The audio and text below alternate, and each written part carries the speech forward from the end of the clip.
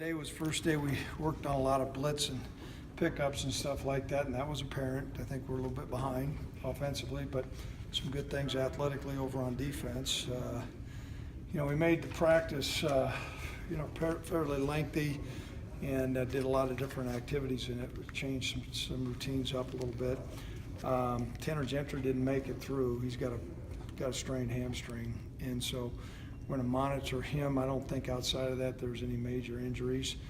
I think Josh continues to make some improvement, but we got to keep on working on him taking care of the football, like some of the things Brian Hill's doing. Over on defense, I think Carl Granderson is starting to show some things, and along with Johanna Gaffon did some good things, taking on some doubles. So questions? I know one guy, Kurt Miller, was telling me about with Jalen Ortiz. He says it's kind of like your utility guy. He's played at safety, even some at corner, Right. some at nickel. How, I don't know if you found a home for him, maybe all those places, but how important can he be because you're looking at him so many things and he can be pretty versatile. It's a challenge to play so many different positions, and Jalen's he's a bright young man. I know he wants to go to law school. He's able to pick up concepts. He's very diligent, and to have somebody with not only his physical ability but his mental capability is unique. We certainly don't want to overload him. I think we'll need to settle in on, okay, you're going to be nickel and you're going to be one other position, and we're not there yet. I think a lot of that comes into just making sure we got our 4 starters set on defense, but we're really pleased to have Jalen, and it'll be fun to have him out there this fall. He wasn't able to play last fall. I know your game plan from the get-go was kind of to get your guys in here rather than bringing in a bunch of JUCO recruits right away. The longer you're here, does that change at all while you have more of your guys in? Do you start to maybe put more emphasis on what those guys can add to the program, the transfers? You know what, I think every year you'll find that there'll be a need or two here. We certainly appreciate a guy who either transfers from a 4-year school or a junior college school. Our foundation is not set up that way. Some schools are. You'll see us every year probably have 2 or 3 guys. I'd like to think as we go, maybe that even lessens. Oops. That's all right. But we'll continue to look. I think we're in a cycle where there was a large junior college class recruited right before we got here.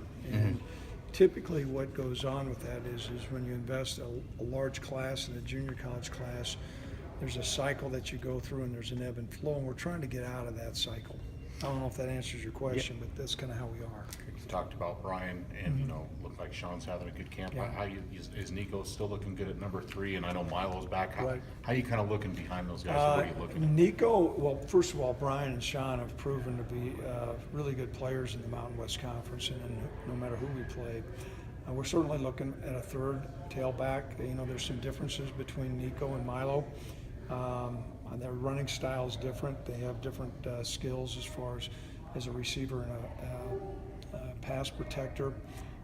Those things will get finalized during fall camp. But I would say this, so Robert, even if we come to a decision at the end of fall camp, the likelihood of having, all those guys healthy is pretty remote, and so each one of those guys is going to need to be in position to play.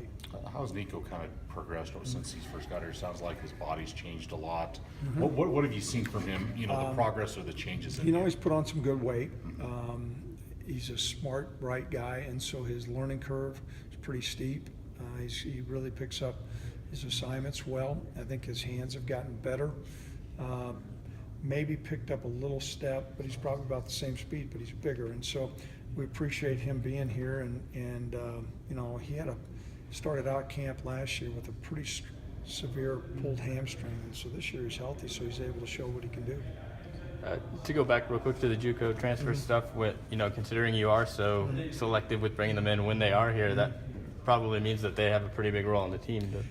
Well, they have a role on the team. Just because a guy may not be a starter does not mean that they don't have a role on the team. And different schools have different philosophies on junior college guys. We think the makeup of the character needs to fit into the fabric of how Wyoming is, how Laramie is, and the University of Wyoming.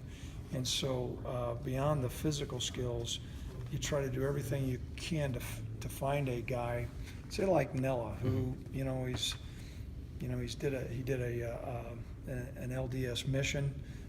He's Samoan. He's bought in here. You know, sometimes a guy, when they're a junior college player, their main priority is, I need to play right now and it's about me. And that flows 180 degrees from where we're at. So we're pretty selective on those guys. So if a guy doesn't start, doesn't mean he's not going to contribute. You were in the stadium today, Craig. Is that, you know, you did look like you did some special teams. Or was that to get a better look at that, or what was the meaning to move back over here to at least You for know, today's practice? there's some benefit for particularly our skilled players to operate in their own environment. You know, it's kind of like a Major League Baseball player. You play on your home turf as much as you can and get a feel, say, like wide receivers, quarterbacks. Some of that is why we moved up here, also to give the grass a little bit of a relief. And I think, too, you know, fall camp can become pretty monotonous for players, and sometimes even little changes, just understanding people. You try to change some things up. We played some music. That's not like me. We're not going to be one of those guys that plays music during practice, but I did that, and all the players looked at me right away like, what in the world's going on? Well, you know, I got to change a little bit now and then, too. Were you in on the song selection, or who had that job? I would say I was in. Go full pads tomorrow for the first Yep. time, is that right? Yep. Any, you know, obviously we're still early in camp, you know, but anything, will you go more contact because of that, or will anything much change? There'll with the be a first little one? bit more contact, Robert. We'll look at doing some situations that will, you know, are going to be pretty close to live. We've got to watch how much live contact we have, but the number of full contact practices we have with full equipment is certainly less than what it was years ago, and you and I talked about that.